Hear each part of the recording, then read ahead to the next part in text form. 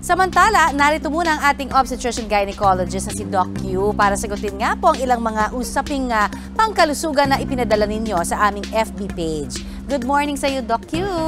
Good morning, Conet. Siyempre, unang araw ng buwan ng mga puso ngayon, kaya punong-puno ng pagmamahal na pagbati sa ating mga kapuso na kasama natin ngayong umaga. Magandang umaga po sa inyong lahat.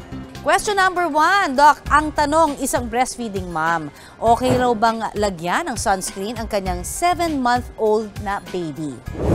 Naku, mami, mukhang hindi yan maganda, no? Kasi ang sunscreen, marami kasi mga components dyan na baka pwedeng mag-cause ng allergy or dermatitis sa anak ninyo. Kaya pwede sigurong ikonsulta nyo muna sa pediatrician kung ito ba ay pwede sa kanya o baka naman hindi pwede. So, kailangan pong kumonsulta muna sa pediatrician para siya ang magsabi sa inyo na okay yan, go. Next question, Doc Q. May diet ba daw na makatutulong sa mga mayroong PCOS o yung may polycystic ovary syndrome? Ang tanong na yan ipinadala sa atin ni Laila B. Ang problema kasi, Leila, sa mga babaeng may polycystic ovary syndrome, ito yung tinatawag nilang PCOS, yung iba tinatawag nilang PCOS, no?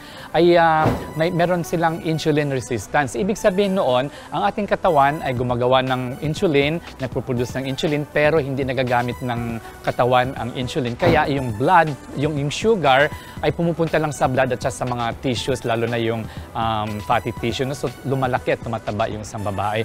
Ngayon, pag yan ang ating nalaman na impormasyon, ay ibig sabihin noon, may mga pagkain na hindi rin pwede o pwede naman kainin pero katamtaman lang, no, in moderation. Tulad ng mga matatabang pagkain, mga pagkain na puno ng saturated fats, yung mga pagkain na matatamis, yung mga inuming matatamis kasi siyempre mataas ang sugar niyan.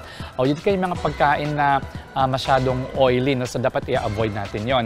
Kung ang isang babae ay may PCOS, ang mga dapat nilang kakainin dyan ay yung mga deep sea fishes na rich in omega-3, mga gulay, mga vegetables, at syempre, kailangan din ng hydration dyan. So, kailangan yung mga babaeng may PCOS ay dapat alamin nila kung ano yung mga pagkain na pwede sa kanila para sa ganon ay malimitahan nila yung pag-gain ng weight at saka yung kanilang ang pagtaas ng kanilang blood sugar ay mababawasan din.